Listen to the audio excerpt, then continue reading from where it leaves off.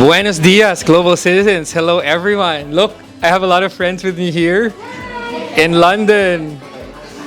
We are here at Lutong Pinoy, a Filipino restaurant here in London, England, in the UK, of course. Proud Pinoy owned. And we're here for the Filipinos in London, a professional and business meetup wherein we're meeting with different people from different industries who are thriving, Filipinos who are thriving here in the UK, as well as entrepreneurs and healthcare workers or healthcare professionals based here in London who are making us proud all the way here in the UK. So yes, we're gonna chat with everyone. Yeah, it's gonna be a fun and insightful panel discussion with our manager and entrepreneur friends. Are you ready? Yeah, we're very ready. All right, let's start with, very proud to introduce our first panel for this Kwentuhan, Salo Salo, of course, with healthcare professionals based here in Madrid, including 2 British Empire medalists and a chief nursing officer also based here in the UK. How are you, everyone? Thank you. Yeah. Ready to share your inspiring stories, maalaala story? Okay. Yes. So let's begin. Please introduce yourselves, right? And tell us what brought you here, how you started your career and life in the UK. So, hi everyone. My name is Saiza Bakute Malak. Everybody calls me Sam. I've been in the UK for 15 years. I've called UK for home for 15 years. And I'm juggling 3 hats at the moment. So, my day work is I manage a care home, a 65-bed care home. And then in the evening, I am also a parish counselor in our town. And in between, I also co-found a Filipinos in Care organization for social care in the UK. So I think work brought me here 15 years ago. I just wanted to try the UK, but I guess 15 years, now UK is my home. Hi everybody, I'm Jansen De Leon and I'm the Deputy Head of Nursing and Midwifery Education and also the lead nurse for post-registration nursing education in one of the large trusts in London. And I came here in 2001 and I think my inspiration for coming over here is that I wanted to explore, available opportunities and really expand my horizon. Hello, my name is Louis Horn. I'm a Deputy Associate Director of Nursing and at the same time Senior Strategic Improvement Lead. I'm also the Chair for Filipino Senior Nurses Alliance UK and Vice President of Filipino Nurses Association. And I'm also a very proud British Empire Medal awardee.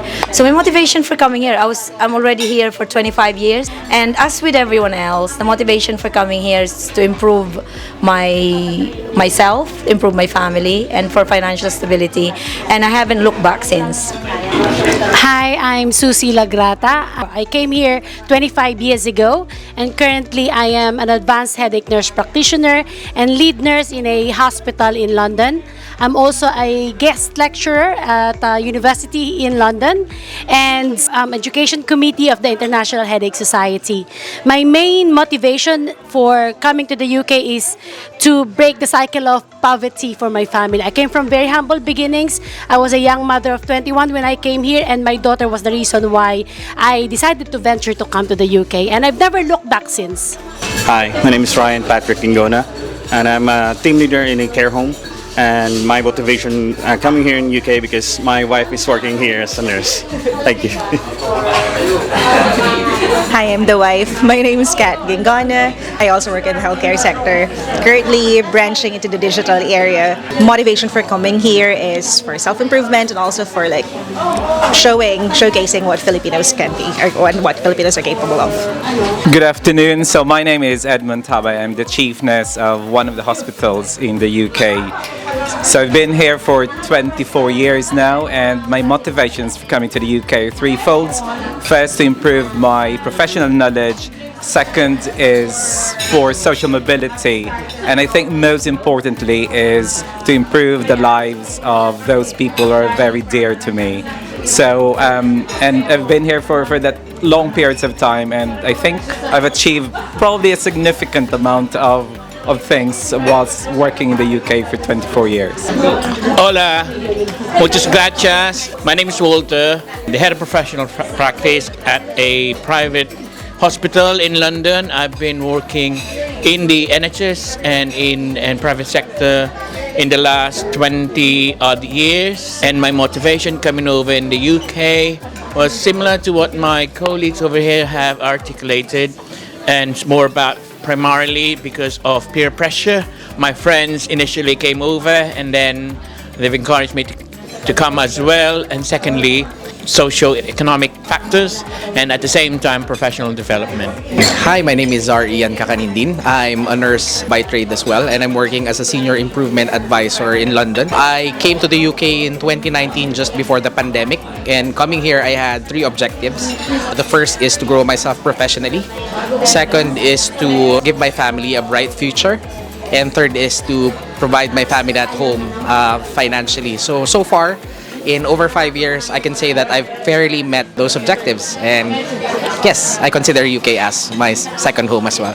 Just like similar to probably most of the experiences of overseas Filipino workers who ventured to leave the Philippines to make a better living for themselves and their family. One of the challenges I've encountered really was the homesickness and leaving my 1-year-old baby and my husband and my family behind. I was 23 years old when I came, and that was my first time even to leave my province because there were no much Filipino nurses in the UK back then.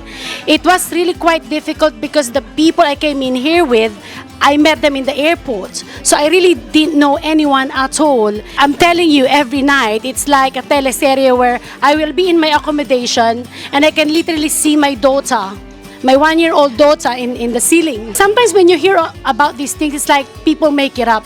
And it's still, may kurot. There's still a pinch in my heart when I look back to it. And in fact, I'm trying to hold back my emotion because to date, I would say that continues to be the most painful experience of my life. But the positive thing is, I may have left her when she was 1. She followed me after 4 years. She's now 27. She followed in my footsteps. So she's now also a nurse here in the UK, albeit she, got her degree from here and she studied here. But this is a challenge that is not really isolated to Filipino nurses or Filipinos in the UK. It holds true to all Filipinos across the world. And we are called heroes. And I think it's a double-edged sword. Because when you're a hero, you're supposed to suffer. You're supposed to sacrifice. But my dream really is that one day, Filipinos leave the country not out of need. Filipinos will leave the country because it's their choice. Not because, I must say, I felt at the time I didn't have much option.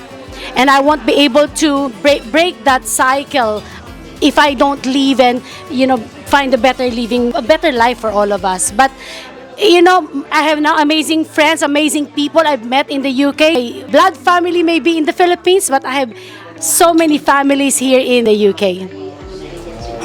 In the last 25 years, the common challenges sa ating mga Pilipino, kahit ano pa yung profession mo, is obviously you have to adapt to the country. So, you adapt to the country by the language. Language barrier is a big challenge for every Filipino. And then, kasi sa Pilipinas, we all speak English. But if you're talking about speaking English 24/7, it's a different kind of game. And especially when you become a manager and you become a senior nurse, for us, we need to mentor other Filipinos as well. So another challenge is challenge of adapting to the NHS. How is NHS and how is private care here? Ibang-iba ang private care natin sa Pilipinas. So those are the things that everyone has to adapt. And then once you've adapted, that's your personal challenges na na-conquer mo, you then have to face the challenge of discrimination, the challenge of being othered by others, which is happening around the world, hindi lang dito. But the good thing is, like what Susie said, you have to have your co-Filipino senior leaders who will actually support you. So for us, that's why we have the Filipino Senior Nurses Alliance. We actually try and get together as senior nurses, and then we support each other. And then, obviously, marami na ring nagiging senior. So there's 50,000 Filipino nurses now in the UK, roughly. And only less than 1% of that is band 8B and above. When we say that, that means it's less senior nurses. So, for example, in one big hospital, there might just be one Edmond, Chief Nursing Officer. So out of that 50,000 international nurses na Filipino, dalawa pa lang ang Chief Nursing Officers natin. And ang ating mga band 8B and above, which is a senior, is less than 300. So if you think of that, against the 50,000, there's so many still who are on the lowest band. And those are the things that we try to advocate, to increase. And obviously, iba pa rin yung mga millennial ngayon, iba na. So the way they learn things is very different as well. They believe TikTok and all the rest of it. So ibang-iba kami 25 years ago. Hindi ko sinasabing we're more resilient, but what I find now sa mga bagong nurses is kailangan talagang i-support ang resilience nila. So mental health is a big thing as well. A couple of things I'd like to add to what Susie and Louis have said. I think a couple of challenges I've faced was both a shock to the core in my culture, lifestyle-wise and professional-wise. When I came into the UK, I could say that I'm an accomplished nurse in the Philippines, but coming back here, I need to start back at the bottom of the hierarchy, and it's quite really a challenge. What helped me to understand that was through the support network. It's important for you to find people to help you. They won't come to help you. You need to find them so that you can get the right level of support. And obviously with the lifestyle, you know, iba yung kultura natin sa Philippines, and you need to acclimatize yourself in order for you to thrive. If you don't, you won't thrive and you won't get the goal that you'd like to get in life, in your practice in the UK. And so I think one of the challenges that most Filipino nurses or we've encountered was some bouts of discrimination and racism as well.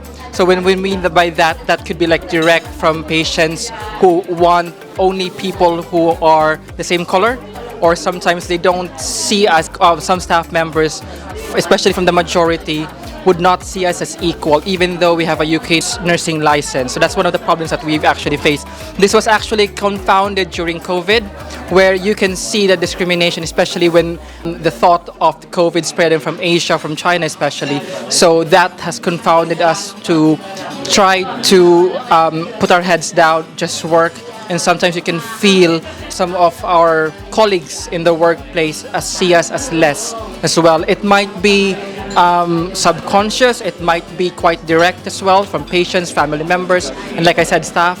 But that is something that we keep. And unfortunately, we are not really equipped, or we do not know what racism is. Especially when you're starting a new job in a new country, we tend to just see it as nothing more than just a sly comment. But then later on, you find out that this actually affects your confidence. It affects how you react to other people, how you actually do your job. And sometimes you even leave your profession, your ward, because of that toxic environment that you get from seemingly innocuous interactions from other from the majority of your workplace. So that's, I think, one of the biggest factors, or one of the biggest challenges that we face.